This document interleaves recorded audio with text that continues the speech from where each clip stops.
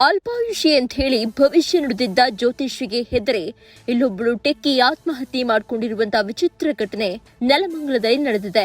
9ನೇ ದಿನದ ಪೂಜೆ ಕೊನೆಯ ದಿನದಲ್ಲಿ ಟೆಕ್ಕಿ ಆತ್ಮಹತ್ಯೆಯನ್ನ ಮಾಡಿಕೊಂಡಿದ್ದಾರೆ. ದೇವರಿಗೆ ತಾಳಿ ಕೊಡಬೇಕಿದ್ದ ಕುಟುಂಬಸ್ಥರು ಮಗಳ ಸಾವಿನ ವಿಚಾರದಲ್ಲಿದ್ದು ಶಾಕ್ ಆಗಿದ್ದಾರೆ. ಇಷ್ಟಪಟ್ಟ ಹುಡುಗನ ಜೊತೆ ಹಸೆಮಣೆ ಏರಬೇಕಿದ್ದಂತಹ ಯುವತಿ ಸಾವಿನ ಕದ ತಟ್ಟಿದ್ದಾಳೆ. ಎಲ್ಲವನ್ನ ಅವಳಿಷ್ಟದಂತೆ ಅಪ್ಪ ಅಮ್ಮ ನಡೆಸಿಕೊಟ್ಟಿದ್ರು. ಅಪ್ಪ ಅಮ್ಮನ ಕಣ್ಣೀರಲ್ಲಿ ಕೈ ತೊಳೆಯುವಂತೆ ಮಾಡಿ ಮಗಳು ಹೊರಟು ಹೋಗಿದ್ದಾಳೆ.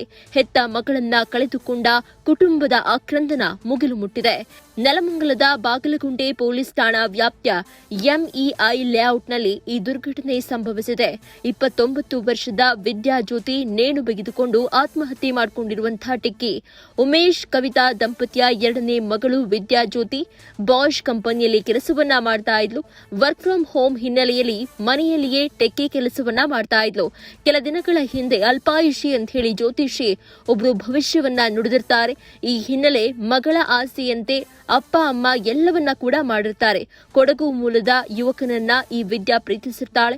ವಿದ್ಯಾ ಇಷ್ಟಪಟ್ಟಂತೆ ಅವನ ಜೊತೆಗೆ ಮದುವೆ ಮಾಡುವುದಕ್ಕೆ 2 ಮನೆಯವರು ಕೂಡ ಒಪ್ಪಿಗೆಯನ್ನ ಸೂಚಿಸಿ ಮದುವೆ ಮಾಡುವಂತಹ ನಿರ್ಧಾರವನ್ನ ಮಾಡಿರ್ತಾರೆ. ಅಲ್ಪಾಯುಷಿ ಅಂತ ಹೇಳಿದಂತಹ ಜ್ಯೋತಿಷಿ 9 ದಿನದ ಪೂಜೆ ಮಾಡುವಂತೆಯೂ ಕೂಡ ತಾಕೀತು ಮಾಡಿದ್ರು. 9ನೇ ದಿನ ದೇವರಿಗೆ ತಾಳಿ ಕೊಡುವಂತೆ ಜ್ಯೋತಿಷಿ ಹೇಳಿದ್ರು. ಈ ಹಿನ್ನೆಲೆಯಲ್ಲಿ 9ನೇ ದಿನ ಮಾರಮ್ಮನ ದೇವರಿಗೆ ತಾಳಿ ಕೊಡಲು ಸಿದ್ಧತೆಯನ್ನ ಮಾಡಿಕೊಳ್ಳಲಾಗಿತ್ತು. ಊಟದ ನಂತರ ರೂಮ್ ಅನ್ನು ಸೇರಿದಂತಹ ಯುವತಿ ಕೆಲಸ ಮಾಡ್ತಾ ಇರಬೇಕು ಅಂತ ಹೇಳಿ ಪೋಷಕರು ಸುಮ್ಮನೆ ಆಗಿರ್ತಾರೆ.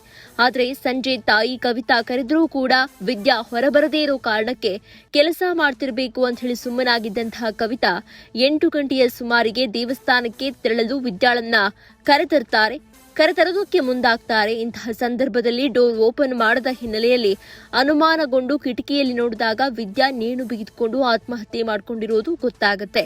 ಘಟನೆ ಸಂಬಂಧ ಬಾಗಲಗುಂಟೆ ಪೊಲೀಸ್ ಠಾಣೆಯಲ್ಲಿ ಪ್ರಕರಣ ದಾಖಲಾಗಿದೆ. ಮೃತದೇಹವನ್ನ ವಿಕ್ಟೋರಿಯಾ ಶವಾಗಾರಕ್ಕೆ ಮರಣೋತ್ತರ ಪರೀಕ್ಷೆಗೆ ರವಾನೆ ಮಾಡಲಾಗಿದೆ.